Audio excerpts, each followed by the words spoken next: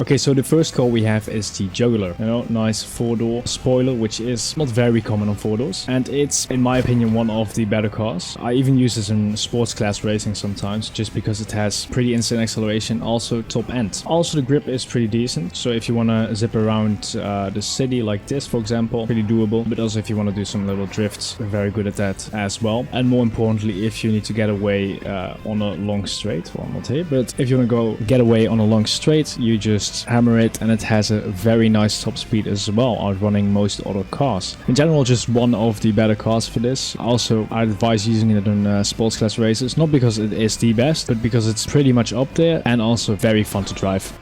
The next car we have is the OB Tailgater S. It's a very insuspicious looking car. I don't know. Yeah, it's a very insuspicious looking car and insuspicious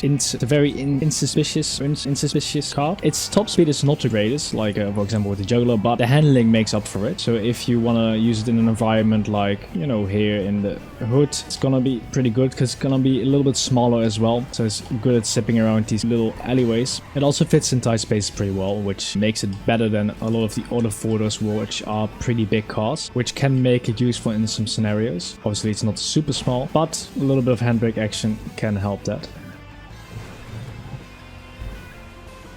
The next car in our list is the Taurus. The Taurus is also the first SUV on the list. And yes, SUVs tend to handle a little bit worse, but the Taurus makes up with its acceleration and top speed. The Taurus especially excels on bumps. It gets a lot of speed from bumps. So in the city especially, it's going to be rapid on the straights.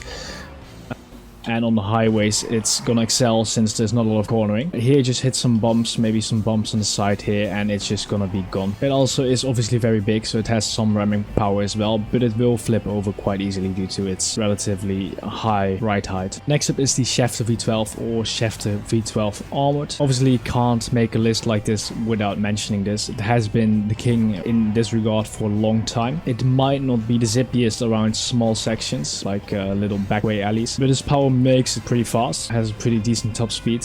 So once you get on a more open road section, like right here, you can put the power down and disappear quite easily. Just be careful once you slow down, for example like this. It will spin a little bit, so you have to be careful putting down the power. And obviously it's pretty big, so be careful what alleys you force it through. And if you use the armored version, you can obviously use that to your advantage as well and just use it as a battering ram. Next up will be the Kuruma Armored. Kuruma Armored, obviously, I mean, if you have ever played a heist back in 2014, 2015, you will remember using this. I mean, the cops will not be able to shoot you, you can just zip around, but also it's just a very nice car to drive. It's a bit heavy, yes, due to the armor, obviously, but it still slides around nicely, it has a good acceleration, and most importantly, if you do something in sandy shores, it's also very good off-road. Next up is the Rebla, or second SUV on the list, and it's just, you know, a zippy little SUV, a little bit more handling focused than the Taurus, but it still has, you know, enough acceleration and top speed to kind of leave the cops guessing where you are. But it's just a little bit more zippy, a little bit more grounded as well, see a little bit less ground clearance, which makes it a little bit more useful for a little bit tighter areas where you have to make a little bit more corners. Also like mid-speed corners where you rely on the grip, where the Taurus might not be enough.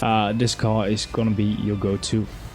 The next car is gonna be great for anything, really. It's a Buffalo STX, a muscle car. You can have it in normal or you can have the armored Imanitech version, but both are great. It's really rapid, has great acceleration, a great top speed, and for muscle car it has amazing handling, all while being 4-door. And of course,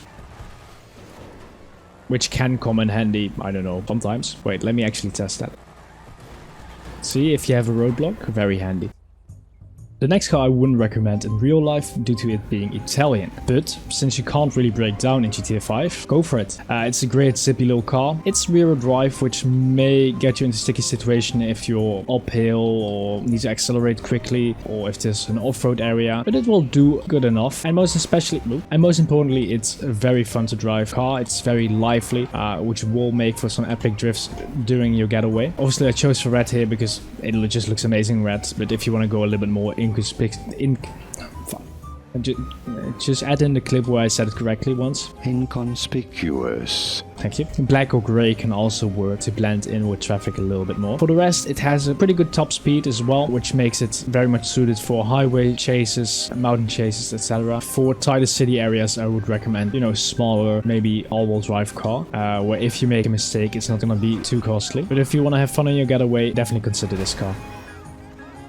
Make sure you're charged up for this next one, because the Neon is gonna be an electric vehicle, which makes it pretty quiet, which can be useful, I guess, if you wanna hide or something. But most importantly, due to it being electric, its acceleration is of course pretty insane, which is gonna be very useful in tighter or very dense city areas, like for example the hood area or maybe the industrial area as well. Its handling is alright. The only thing I would worry about personally is the top speed, so try and avoid going on highways because you will be caught very easily. Also, it's electric, so it won't really get much effect from any GTA mechanics like a boost or something. So you will lose speed compared to other vehicles quite considerably. So try and stay in the city and only go outside once you basically already lost all the cops.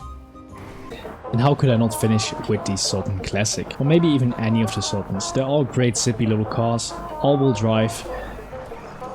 Great traction off-road and on-road. It's definitely one of my favorite cars for this. It's small, zippy, all-wheel drive. Top speed is not the greatest, but not too bad. But most importantly is just its ability to just zip around everywhere. Just pull a little drift, hit an NPC there, beautiful, and then just keep on going. Inconspicuous.